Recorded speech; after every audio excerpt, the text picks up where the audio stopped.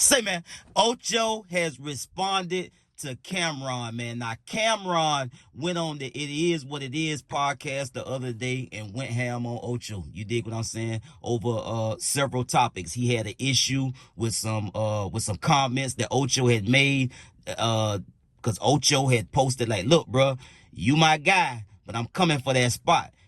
Cam had an issue with that, and then Cam went on to go into some personal issues and said point blank, I don't even really like Ocho. And then he got into the whole situation with the conversation that Ocho had with Stephen A. Smith, where he talked about he was insecure about his man piece, and he went and had surgery. Ocho is now saying that he was just trolling, that that story wasn't true. It was just entertainment. But Ocho has went on the nightcap to take some shots back at Cameron, telling Cameron, look, bro, I love you, but if you want to go another route, I will be in Harlem on Monday at 5 o'clock at Ricardo's. If it's a personal issue, push up on me. Let's get to the content. Cam, you my man, but once I finish fasting and get back in front of the camera, I'm gonna dominate this space.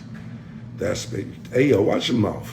Hey, yo, back in front of the camera and do what? And what space you talking about? Hey, yo, watch your mouth. First of all, Chad, niggas wanted me to get you paused a long time ago. I said, I ain't gonna fuck with Chad. You know, he be going through his little mental shit. I don't know what it is exactly, but I said, I'm gonna leave Chad alone.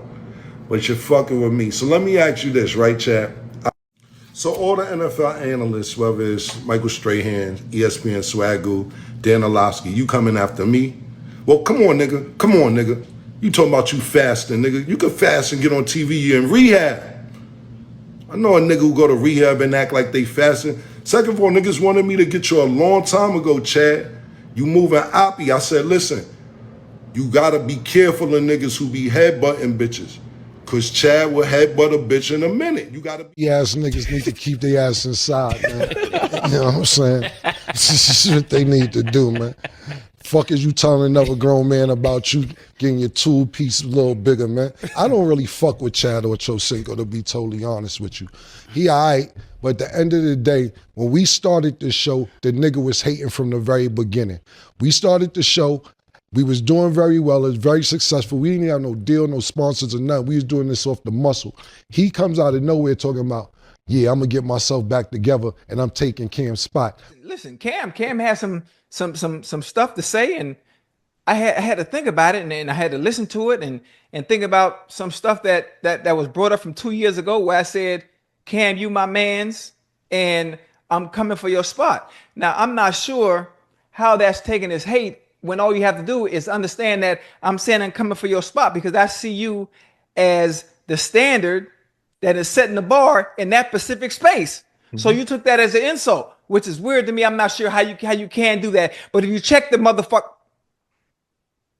if you check the numbers, what I said I was going to do, I've already done and surpassed that in this specific space.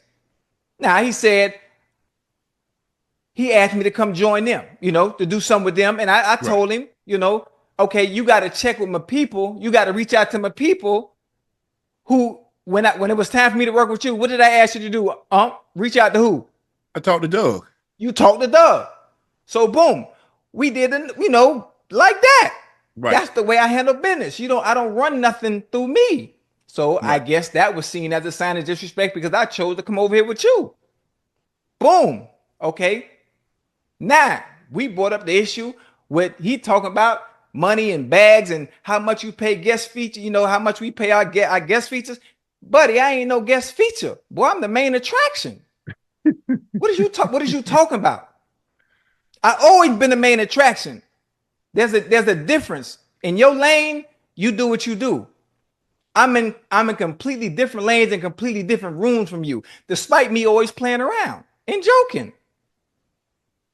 It's different. For one, you wouldn't have been able to afford me to begin with. Let's start there. And I'm not trying to be disrespectful. I think because I do everything in an entertaining, fun, laughing way, you kind of forget and don't really understand what's being done over here and how special what we have is. And that's no disrespect to them, because I like they show. I love It Is What It Is because it's different than what we do. Their views, they got some high ones, but it's mainly about going at people and jigging at people, you know.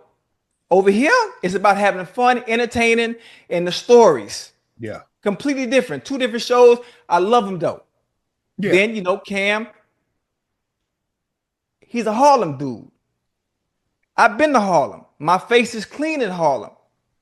Most of the time, those that I know from Harlem, you know, they don't act like that. He getting a little emotional for nothing, especially about stuff. That allegedly happened 2 years ago.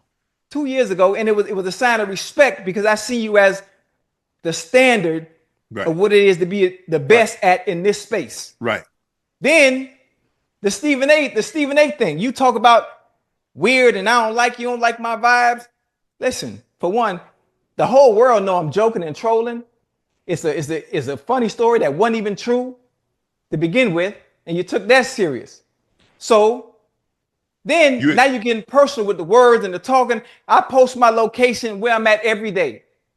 What you tell me to stop doing? Stop catching rides from the airport, right? Yep. Everybody know where I am every single day, no matter what city I travel to. I'm outside all the time. If it was really an issue, or you really didn't like me, and it was a problem, I'm easy to find, especially in Miami. If I'm not mistaken, you be here. Y'all film here, if I'm not mistaken. I show everybody respect, I show everybody love. What's one problem that you've always gotten on me about doing a show like this? I don't do enough what? When it comes to talk about players.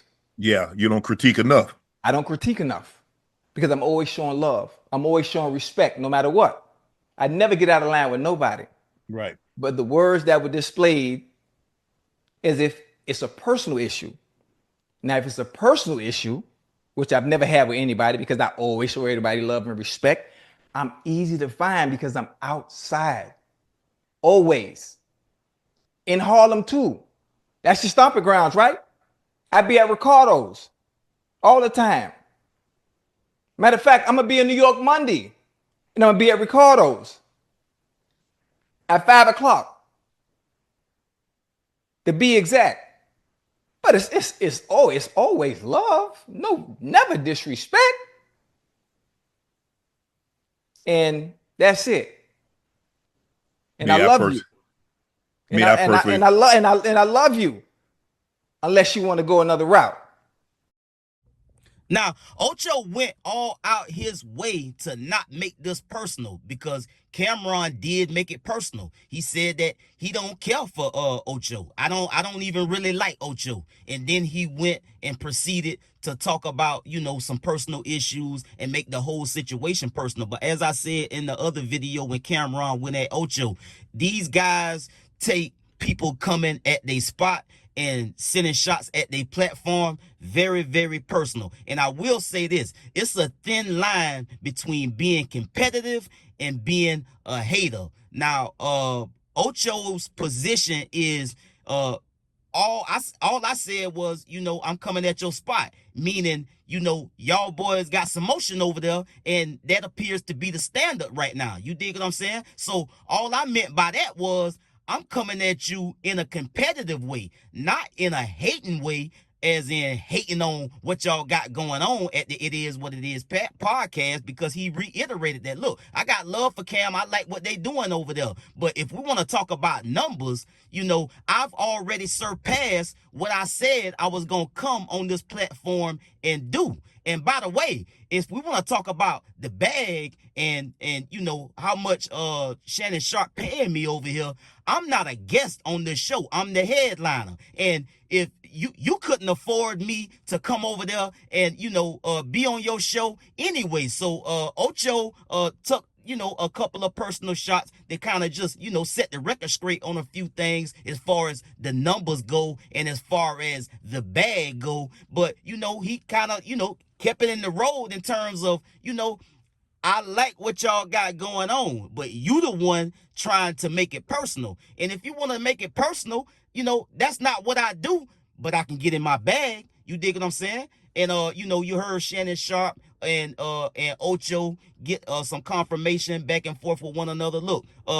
Ocho asked Shannon, what you always tell me, Uncle, on this show, that I don't give enough of my opinion. And Ocho said the reason being is because I don't like to try to go too far off the deep end when I'm giving my commentary about any given topic, because I don't want to come off as being personal and bringing people down. I like to have a good time. I like to be entertaining, and I like to have fun. It's not about being personal. You dig what I'm saying? But Cameron took it personal. He took it personal the minute he said that he don't even like Ocho. So it kind of went off the deep end, and the gloves came off at that point. But like Ocho said, if you got a personal issue with me, I be in Harlem, and I'm going to be in Harlem on Monday at 5 o'clock at Ricardo's. So you can push up on me and we can have a conversation. But if you want to go another route, we can go another route too. Standing on the business, man. I get at y'all on the next one, man. Y'all be smooth. I'm out.